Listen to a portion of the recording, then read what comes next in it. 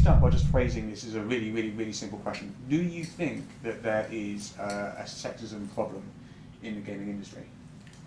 So part of that is that there's probably, I believe, a sexism issue in society in general. Sure, so gaming isn't somehow insulated. So gaming's like a microcosm of that. Right. Yeah. And then there also has been in the past a history of there not being quite as many of certain groups, such as women, in gaming. Sure. So it kind of had, I think, for a while, created almost a self-reinforcing cycle where when you look at a lot of the creators of, like the writers and developers and stuff, they're mostly male, mostly writing for people like them. Mm-hmm. So I've talked to quite a few people, and it felt like there were more women involved in some parts of gaming earlier on, and eventually that kind of faded out. Right. It feels like, at least that's what I've been told by some people.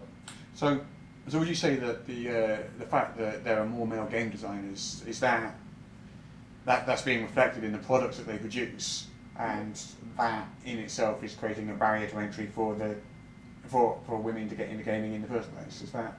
I think to some degree, yeah.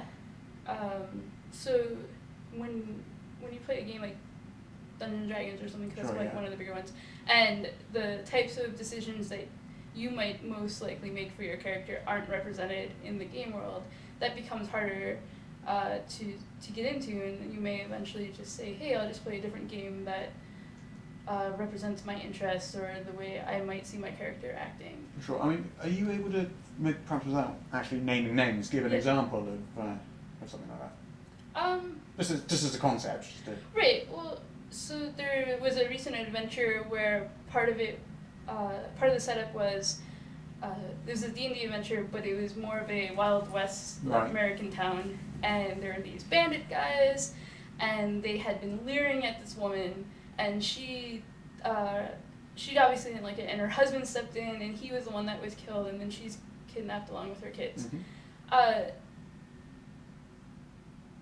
The part of the thing with me is just like, that speaks more, I think, to a stereotypical sense of masculinity, like you have to now stand up for the woman and try to find her, where I would be like, why didn't she just say something instead of her husband doing it? So like there's a disconnect there that it's not necessarily immediate, like that particular instance isn't unwelcoming, but the fact that very rarely do the women in the NPCs stand up for themselves sort of creates like this, like it speaks more to men, it feels like. Sure. I mean, if you look at the artwork, for example, that's probably a big and very visual example of. Yeah.